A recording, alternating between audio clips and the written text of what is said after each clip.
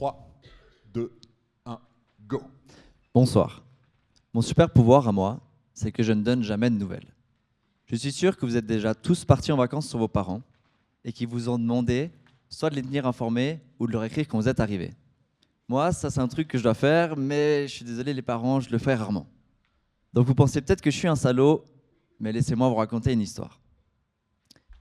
Je suis de nature aventureuse et j'adore partir à l'inconnu et voyager.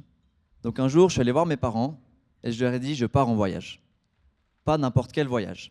J'ai pris un backpack, j'ai pris un vol aller pour le Costa Rica et je suis parti sans plan ni vol retour.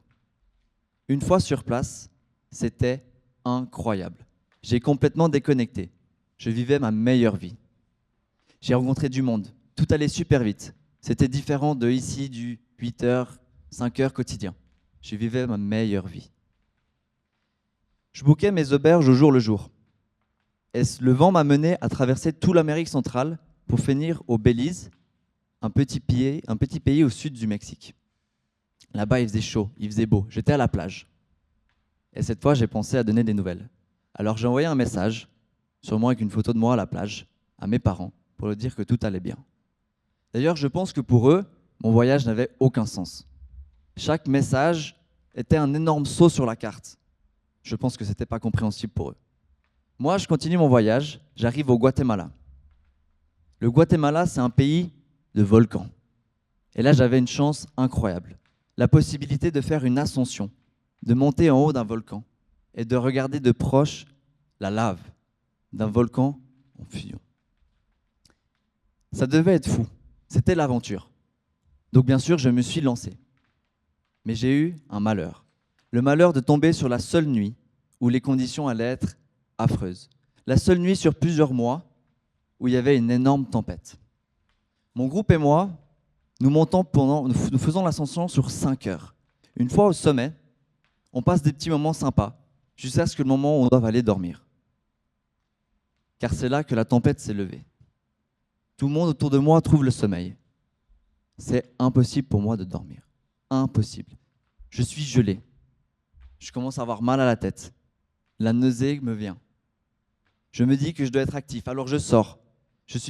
J'ai 3 paires de chaussettes, 2 pantalons, 6 pulls, 6 t-shirts, 6 vestes, j'ai 6 couches. Je vais vers le feu et je tourne, je fais les 400 pas autour du feu. Le temps est long, la nuit elle est très longue. Quand tout à coup, je reçois un message. Mon téléphone sonne. C'est ma mère. Ma mère qui m'envoie un message de 2 lignes. Elle me dit, pas très rassurant tout ça, j'espère que tu ne voyages pas seul. Suivi de screenshots. Ces screenshots, ce n'étaient pas n'importe lesquels. C'était les captures d'écran des recommandations de voyage pour le Belize de notre chère Confédération suisse. Ces recommandations qui disent que si vous mettez les pieds dans le pays, vous n'en sortez pas. Vous dites bien que là, je dois donner des nouvelles. Alors mes parents, ils sont là ce soir. Merci d'être venus, je vous aime. Et je pense que vous vous souvenez de ce moment. Ce moment où je vous ai envoyé un message vocal, d'une voix trop blottante, parce que j'étais frigorifié, à côté des dernières petites braises, sous la pluie et le vent, où je vous ai dit que le Belize, c'était déjà bien derrière, et que là, j'étais à 3600 mètres d'altitude, avec une grande envie de vomir à cause de ma nausée. Donc s'il y a une chose que j'aimerais que vous reteniez de cette histoire, c'est que s'il y a des proches qui partent en voyage, qui ne vous écrivent pas, pensez à moi. On est juste déconnectés. On vit notre meilleure vie. Tout va bien. On n'est pas des salauds. Merci. Fabrice Regamet.